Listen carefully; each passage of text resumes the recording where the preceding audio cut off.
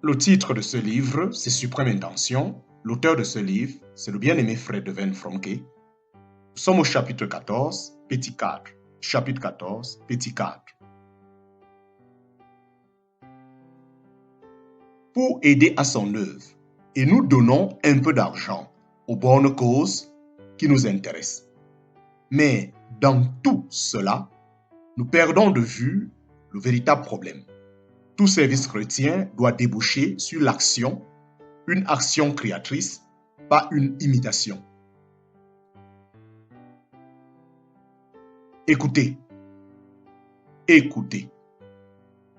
Nous sommes son ouvrage ayant été créé en Jésus-Christ pour de bonnes œuvres que Dieu a préparées d'avance afin que nous les pratiquions. En parenthèse, Éphésiens chapitre 2, verset 10.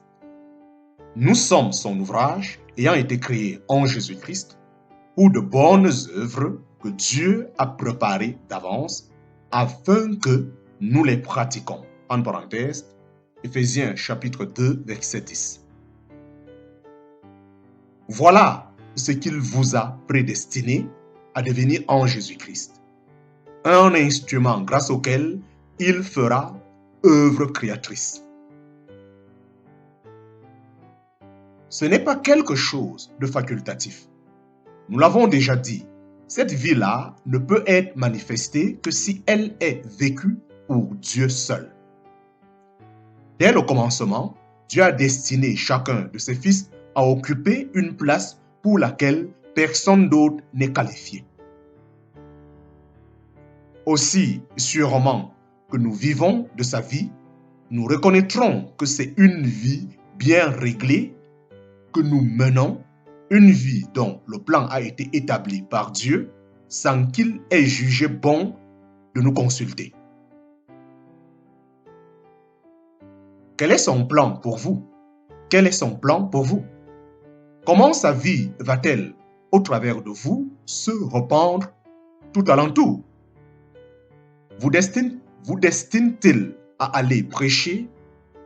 Vous destine-t-il à aller prêcher son nom dans les lieux sombres de la terre? Ou bien à être fidèle dans l'accomplissement de quelques humbles tâches pour lesquelles vous êtes spécialement équipé, afin que d'autres soient libérés pour une œuvre plus importante? Vous a-t-il peut-être destiné à former la jeunesse pour lui assurer un fondement solide pour entrer dans la vie? Ou bien à élever une famille pour qu'à son tour, la nouvelle génération soit préparée pour la tâche spéciale que le dessein de Dieu lui destine? Quel est-il son plan pour vous? Il y en a un. Il y en a un. Et si vous ne vous en inquiétez pas, c'est comme si vous contestiez à sa couronne ses droits sur votre vie. C'est comme si vous contestiez à sa couronne ses droits sur votre vie. Ne l'oubliez pas. Ne l'oubliez pas. Dès le commencement, dès le tout commencement, vous avez été créé en Jésus-Christ pour une vie productive.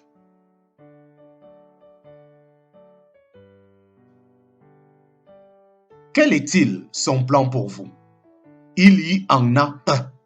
Et si vous ne vous en inquiétez pas, c'est comme si vous contestiez à sa couronne ses droits sur votre vie.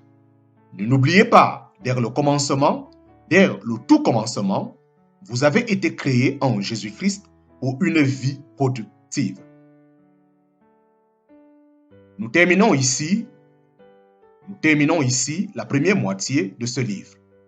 Nous sommes maintenant prêts à examiner ce que cela signifie de vivre pour son intention suprême et nous allons voir tout ce que cela implique de marcher sur la voie céleste, la productivité spirituelle.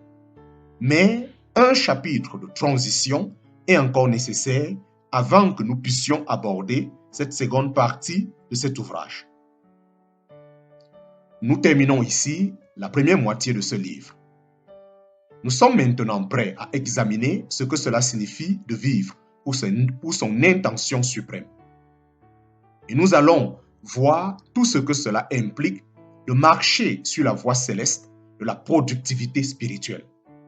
Mais un chapitre de transition est encore nécessaire avant que nous puissions aborder cette seconde partie de notre ouvrage.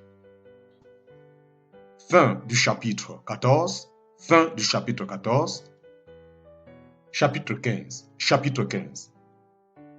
Nous voici enfin parvenus à l'étude dans laquelle Dieu va chercher à nous dévoiler sa suprême intention, cachée dans la croix.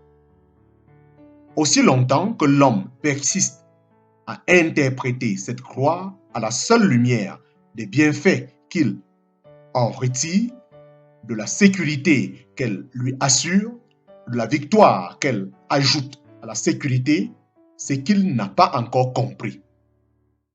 C'est qu'elle lui a échappé cette rectification qui doit se produire quand l'homme se met à regarder la vie du point de vue paternel et à partager sa divine philosophie. Dès que le chrétien commence à interpréter la croix comme un principe que Dieu cherche à mettre en œuvre en lui, il la voit dans un jour nouveau, portant du fruit pour Dieu. Portant du fruit pour Dieu. C'est dire qu'au lieu de se contenter de s'approprier l'œuvre de la croix, il va maintenant s'engager sur le chemin de la croix. Chapitre 14, le chemin de la croix. Chapitre 14, le chemin de la croix.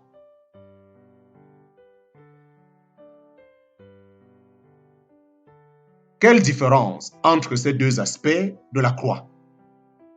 Nous commençons par apprendre à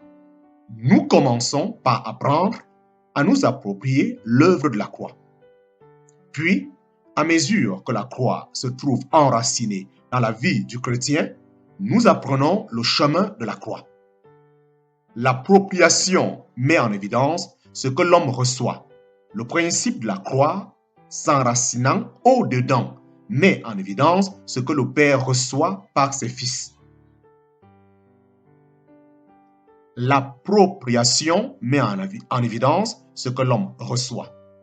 Le principe de la croix, s'enracinant au-dedans, met en évidence ce que le Père reçoit par ses fils.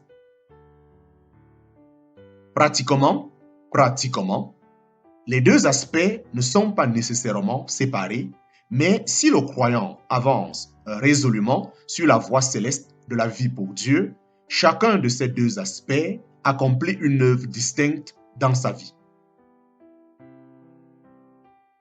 Nous pouvons dire que nous nous engageons sur le chemin de la croix quand elle cesse d'être pour nous simplement extérieure et commence à déployer ses effets au-dedans. Alors, l'accent n'est plus sur ce que l'homme peut recevoir. Il porte sur ce que Dieu peut obtenir pour réaliser son intention suprême.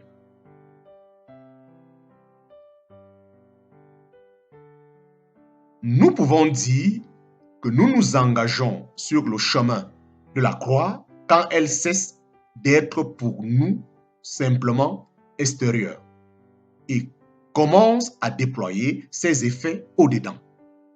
Alors, l'accent n'est plus sur ce que l'homme peut recevoir. Il porte sur ce que Dieu peut obtenir pour réaliser son intention suprême. Une fois que la chose nous est apparue, qu'elle nous a été révélée, nous nous rendons compte à quel point cette étape de notre marche a été négligée. C'est sans doute ce que l'auteur de l'Épître aux Hébreux avait à la pensée quand il écrivait « C'est pourquoi, laissant les éléments de la parole de Christ, en parenthèse, l'enseignement élémentaire, version Jérusalem, tendons à ce qui est parfait. » En parenthèse, Hébreux chapitre 6. L'apôtre Paul semble insister pour faire comprendre que c'est ce chemin de la croix, c'est ce chemin de la croix auquel il avait voué sa vie qui explique à lui seul le succès et la fécondité de son ministère.